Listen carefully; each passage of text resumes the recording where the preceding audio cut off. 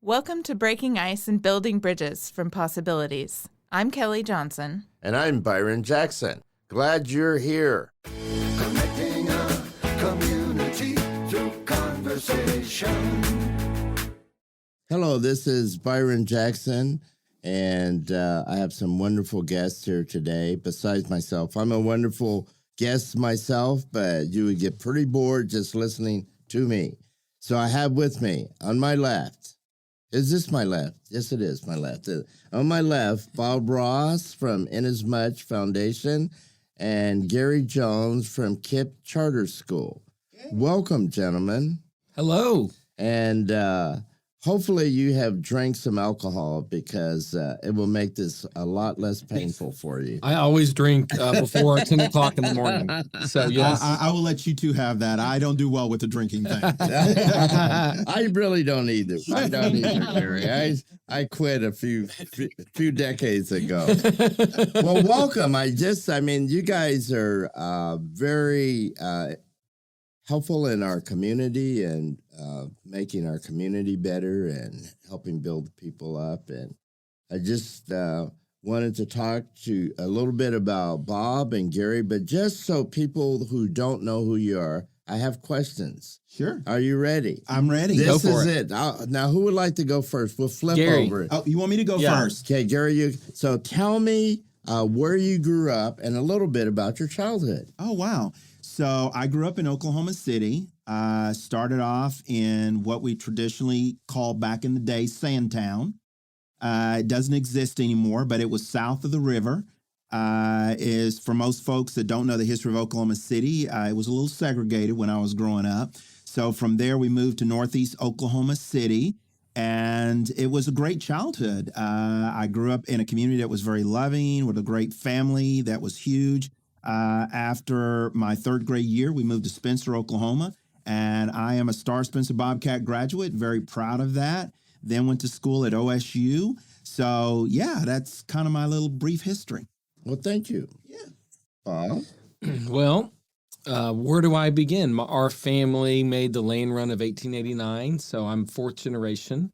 My great-granddad came in on the Santa Fe train and started the Bakery of Indian Territory, where the Cox Convention Center is now. We call it the Prairie Surf Media. So we've been here since the land run. And I grew up in Oklahoma City, went to Bishop McGinnis High School, off to college in Virginia at Washington and Lee, and then back to Oklahoma for OU Law School. And I was practiced law for a few years before I left the firm to open up the office after Edith Kinney Gaylord passed away in 2001. We opened up the office in 2003. And so that's been my trajectory here since being born in Oklahoma City. Now, you said your grandfather had a bakery? Yes, he did. Now, do you bake? No, I don't. You don't? I can't bake. I'm not a very good cook, but and I don't know. I guess he was. Well, hopefully. I've never tried to. The bakery's there no longer, so It's no longer. We have pictures. We have cool pictures of it. They tilted. They had these kind of tilt up buildings that they bought from the Sears catalog, and so you could build your building really quickly. And it came in on the train, and you sort of push it up within, just 30 or 60 days after the land run. There was a town with buildings. It's pretty amazing. You know what's crazy about that is I am so glad you did that, because my family is very proud, not as great as yours because we weren't part of the land run, but we came from Texas in a covered wagon and moved to an all-black town, which was then called Lincoln, which is now Clearview, Oklahoma. So when you said that about the land run and that history, I always forget that, because that's kind of cool for us Oklahomans that were here before we became a state. Yeah, absolutely. And it's part of our culture. Mm-hmm. And if you reflect about what the land run took, people came in, they ran in on one day, one afternoon at high noon and staked their claim, and then had to pull their boots up and get to work, and no one was there to help you. And that's sort of our culture now, is we get stuff done. We don't like outsiders. We like to fix problems. No, I'm not going to say that, Bob. My point is we like to fix problems on our own. Thank you. Thank you. I don't know Yes. where you thought I was going with that, but we like to come together as a community and fix problems on our own versus having some expert come in and tell us how to change our lives. Yeah, and I think it's that That's what I independent meant. streak. Yeah, you're right, because our families came on a promise that this was going to be a better life, and they weren't for sure because it wasn't established. And you're right, that independence and that self-initiative has always played, and I think it is. It's part of that Oklahoma tradition. Part of our Which fabric. is a philosophy of possibilities also, that people solve their problems from the inside out, that we don't have somebody come do it for us. We learn to do it ourselves. All right, your next question. Wonderful plug-in for possibilities. That was great. That's what I try. I will do that often during this session. I thought that was well Thank placed. You, thank you. Segues all the way through here. Okay, is it better to be perfect and late or good and on time? Which would you choose? I am going to go with perfect and late. And it's a great story. I used to be the Boy Scout leader of a troop out of Kip, and I used to try to get there on time. But when I did that, everything that needed to happen didn't happen. So someone said, Mr. Jones, if you went and got the other stuff, would it matter if you were 15 minutes late? And I said, you're right. And he says, you wouldn't have to go get stuff. So I learned that I can be late, have everything ready to go. And if I'm 15 minutes late, but everything is set, we can go. But if I get there and everything is not, and then we're still trying to figure out how to make it work, we're still wasting time. So I'm a perfect late guy. Perfect and late. Yep, I'm good and on time. So check the boxes, get it turned in. I don't suffer from making everything have to be perfect. I find I'm a good and on time, and I think the older I get, the more grace I give myself for being. Because I just realize I'm never gonna be perfect, but that's okay. We think you're perfect. Well, you should talk to my staff, and they will set you straight on that. Okay, before I start asking questions, just kind of talking about our work, what I was thinking that was interesting to me is that 70 years ago, the possibility of us three sitting down and having a conversation together like this would almost be impossible, just because of race and the differences in race. And, we talk a lot about like what's not working there, but I just think it's an amazing thing that we could all sit and have conversation and really that not even be like on the forefront of our conversation, but we actually are just able to sit at a table and talk and to look at, boy, how far that has come in a 70-year period. And so I just wanted to know your thoughts on that. Mm-hmm. It has. And I have really noticed it in my childhood. I was really too young to really notice the segregation and the issues of race when I was young. But I got the privilege, thanks to my family, being one of the first Black families to move into Spencer, which a lot of people are surprised when they say one of the first Black families, because Spencer is a predominantly Black community now. And I've watched that evolution over time with the whole integration and us becoming a community where we're accepting and people of all races, cultures, and backgrounds are able to come together and work together to get things accomplished. And I just think it's really been wonderful to see that in my lifetime, because that kind of change is very inspirational. Yeah. Well, I love history, and so I think it's important for every generation to know where we came from and what obstacles were faced previous to us, so we're not completely oblivious to it. And I think it's great to talk about it and talk about the history and where we've come, because we've come so far.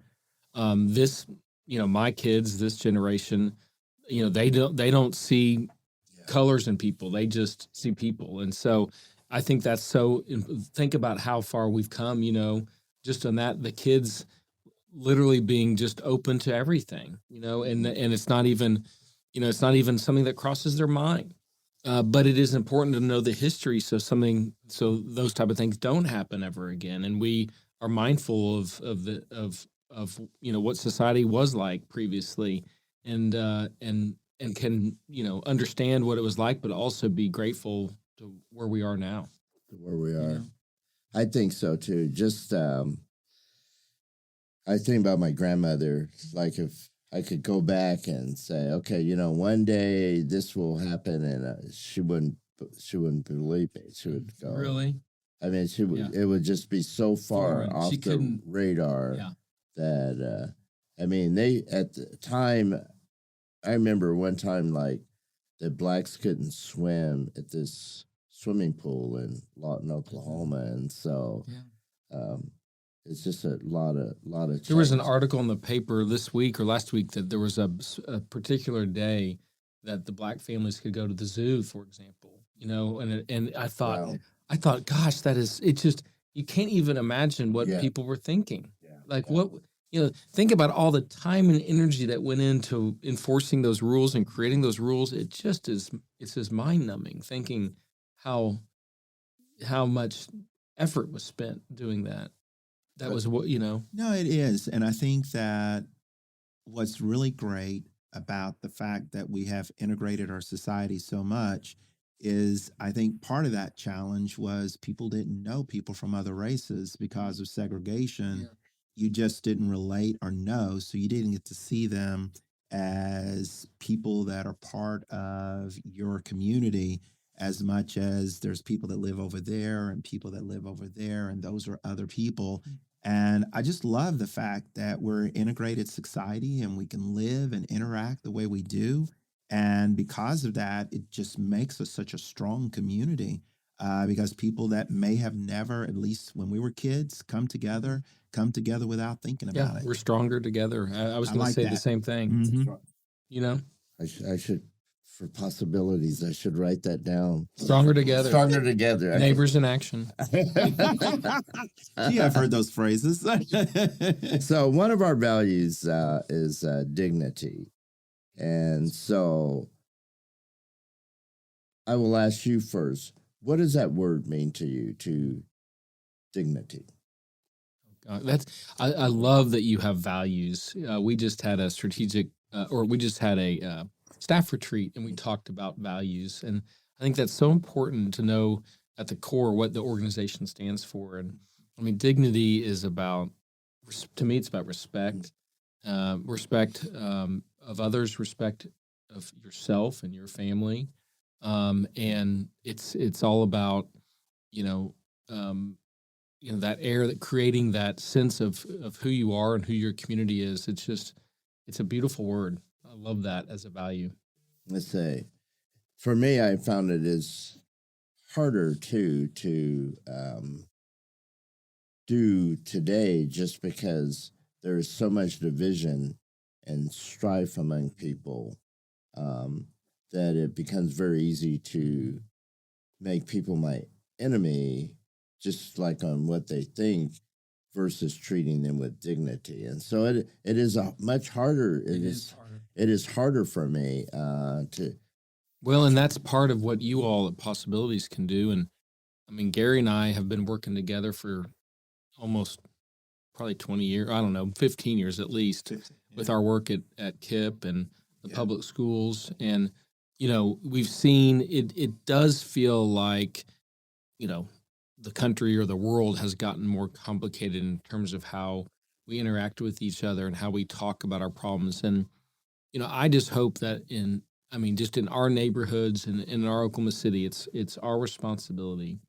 Byron, Gary, it's our responsibility to make sure that people treat one another in a dignified way and each other. And that means being able to sit down and talk about things that we disagree with and agree with, and do that in a respectful and dignified way. And if you can't do that, then there's a problem. So we always have to push for that. And I think as long as all three of us are, fighting for every kid in the community and fighting for every family and mother and father and neighbor, I think we are doing what the best we can to make sure this community doesn't become divisive and doesn't become splintered and fractured.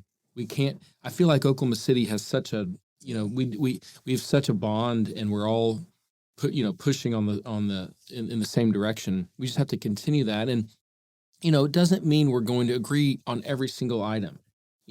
People ask, well, how could you support that politician, or how could you support that candidate, or how could you support that election? Well, I'm not going to agree with every single thing someone believes, but we can find middle ground, we can find common ground, and we can have conversations, and that's what we have to stand up as leaders in the community. We've got to stand up and make sure that at least in this community, you can always come together and talk about those toughest to solve problems, those toughest to discuss issues facing our community.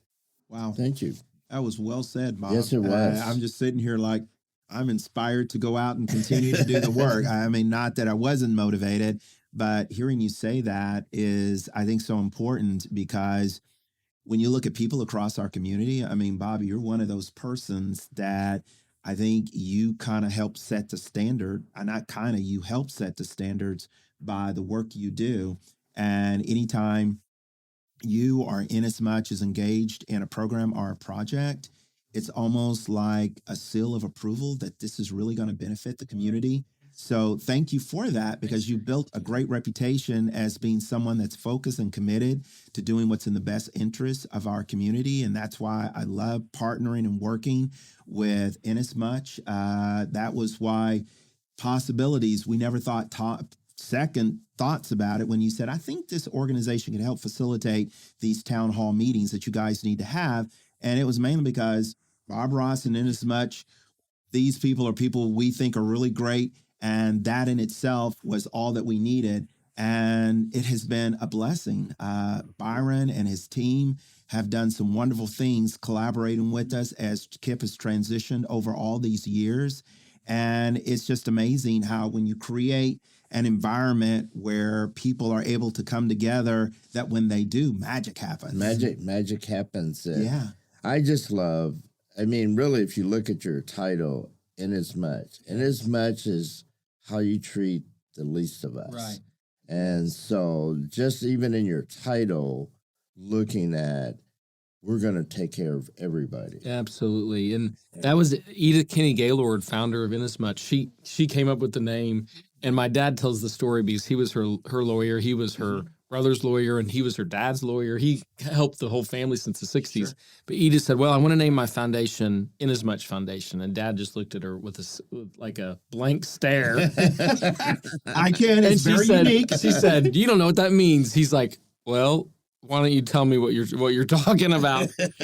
But in as much as you do it unto the least of these, you do it unto me. And it's a beautiful, that's right. It is a beautiful word, beautiful name. It's taken from the Bible in Matthew, the Gospel of Matthew. But, Edith really believed in every single individual in the community, wanted to focus on the most disadvantaged, the poorest families. And that's what we try to do. And Gary, that was so nice of you to say about our Inasmuch family and our brand. We really do strive to make sure we're a trusted source. And I think one of the key things is, number one, I've got a great team, and they do great work. And we never come to a table with the answers.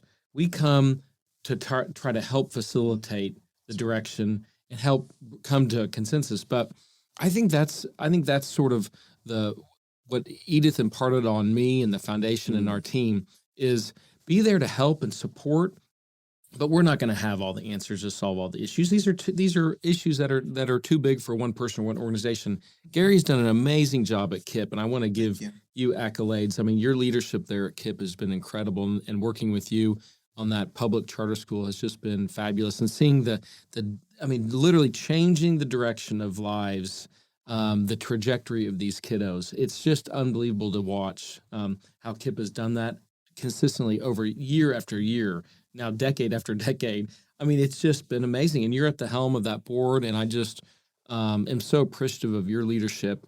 And what KIP has been able to do is really set an example of how you can impact a child's life and how you can change literally the direction their life takes. I mean, it's really empowering and powerful. And so for Inasmuch to be able to just donate to KIP and help support you in any way, that's what we're here for. That's what Edith set us up to do. And so you're in the trenches doing the work. And so really the thanks go to you and the accolades go to you and the team at KIP. Thank you. Because I was the scoutmaster of the troop and I was a parent. I actually put my daughter there because I believed in the KIP mission. And what was great is that when KIP was ready to go to this next level, as we expanded, you facilitated a conversation. And through that, I got to be the KIP board chair. And it has been, like you said, a godsend watching these young people go on and do these great things that I would have never thought possible for some of the students that we draw in at KIP. Has made my life not complete, but has made me feel like that God has put me on this planet. And I've done some great things because I see these kids living on, leaving a legacy through the little bit that I contributed. I was going to say that, yes. Plus, you really have went against the stream. So the ideas that you came up with KIP is not the usual standard way that we think of education. And so you take punches for that. And so I applaud you just for standing in there and getting beat up. My partner in getting beat up. That we will always share. Well, and when we talk about education, can you imagine a more difficult topic to come around the table when people disagree? Yeah. And so it really highlights the need for that ability to discuss issues you agree and disagree with your neighbor. And education is one of those really tough, sometimes very tough to have conversations about how you reform it, how you make it better, and what's not going right and what is going right. Our time is actually almost up. It goes very quickly. I wanted to say, Bob, thank you very much, because without your support, Possibilities would not be here. And you have supported us in times when not everybody understood our mission. We are at a place now where we are actually exploding and people are really noticing. But there was a time that was not happening and without Inasmuch support. And so my last question to you guys, I'm going to give you this homework. Well, it's not homework. I don't know what it is. So if you were doing a pitch to sell Possibilities to a stranger, what would you say about Possibilities? Oh, man. Well, first of all, let me say, how long have y'all been around for? I know Linda Lambert. Started in 96, and 96. I came in 99. So, I mean, one of the first organizations I was aware of was Possibilities, because the first board I joined was Sunbeam Family Services. Mm-hmm. And Possibilities was very much, and Linda was on that board with me. And so Possibilities was always top of mind. And so how I would sell it the dignity value is so fabulous, but you're the grassroots organization making neighborhoods, streets, cul-de-sacs, 3 or 4 homes. You're starting at the grassroots, the ground level, to anchor in our families. And that's what you all do. You anchor the families in. And if your street is strong, if your neighborhood is strong, if your town and city is strong, then your whole community is strong. And that's Possibilities to me. It's that anchor. Very nice job. It is. Okay, top that one, baby. I'm going to try. I like the word anchor, but I'm going to use the word engage. If you're really wanting a community that is wanting to engage and to pursue whatever possibilities that you are dreaming of, Possibilities is an organization that can help facilitate and support in making that happen. Because sometimes it's not that you need somebody to come in and tell you what to do. You need someone to come in and show you how to get there. And you guys are so good in sitting down, especially with groups I have been involved with, and showing you different ways of engaging and making those possibilities happen. So for me, it's engagement because you teach us how to engage with others in order to make those possibilities happen. Thank you. Thank you both for being here. And just thank you very much. And this is Thank you, Byron. You're the best. I'll send you a bill. Okay. Yeah. We won't pay it. This is Byron Jackson. You can probably get away with that, Bob. I am out. I owe this guy too much. He will track you down. Yeah, we'll track you down. This is Byron Jackson. Adios. Connecting a community through conversation. Breaking Ice, Building Bridges is the Possibilities Community Podcast platform. Thanks for tuning in.